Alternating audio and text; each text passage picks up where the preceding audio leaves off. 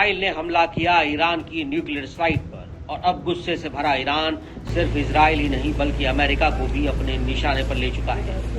Iran की चेतावनी है, ये टकराव अभी खत्म नहीं हुआ, ये युद्ध अब अमेरिका के दरवाजे तक पहुंच रहा है। तो क्या शुरू हो चुकी है तीसरे विश्व युद्ध की आहट।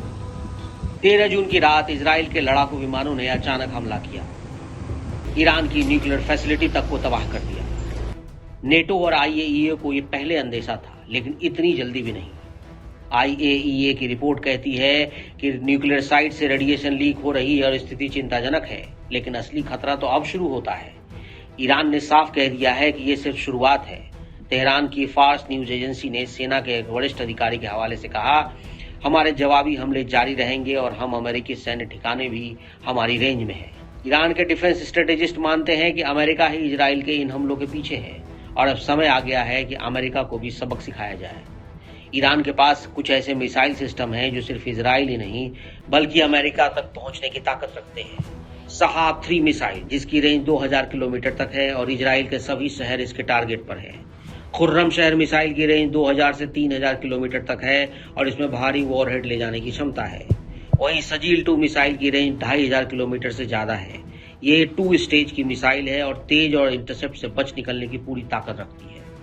वहीं हजीर और जुल्फिकार मिसाइल ये कम दूरी के हैं लेकिन बहुत तेज और सटीक हैं और अमेरिका और मिडिल ईस्ट के बेस इनकी रेंज में है। मिडिल ईस्ट में अमेरिका के 30 से ज्यादा मिलिट्री बेस हैं, बहरीन, कतरीन, यूएई, इराक और सीरिया में।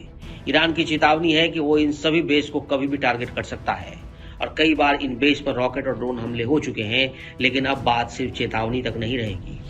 हालांकि अमेरिका के पास भी टनों हथियार हैं, डिफेंस सिस्टम्स हैं, एयरक्राफ्ट कैरियर्स हैं और सबसे घातक थार्ड और पैट्रियट सिस्टम है, लेकिन सवाल ये है कि क्या वो ईरान के सभी मिसाइल हमलों को रोक पाएंगे। अमेरिका की चिंता इस बात की भी है क्योंकि हाल में ही ईरान के साथ चीन ने बड़ी डिफेंस डील की है। वॉल स्ट्रीट जर्नल की रिपोर्ट के मुताबिक ईरान ने चीन से जो मिसाइल ईंधन डील की है उसके तहत चीन ने ईरान को हजारों टन मिसाइल ईंधन का ऑर्डर दिया था। इसमें अमोनियम परक्लोरेट भी शामिल है जिसका बड़े पैमाने पर बैलिस्टिक मिसाइल बनाने में इस्तेमाल होता है। इस ईंधन से ईरान 800 से ज्यादा बैलिस्टिक मिसाइलें तैयार कर सकता है। इसके साथ ही ईरान अक्टूबर 2023 में इजराइल के हमले में नष्ट 12 प्लेनेटरी मिक्सर को दुरुस्त करने में जुटा है। इससे पहले फरवरी और मार्च में छोटी दूरी की 260 मिसाइलों के लिए ईंधन की खेप तेहरान पहुंची थी।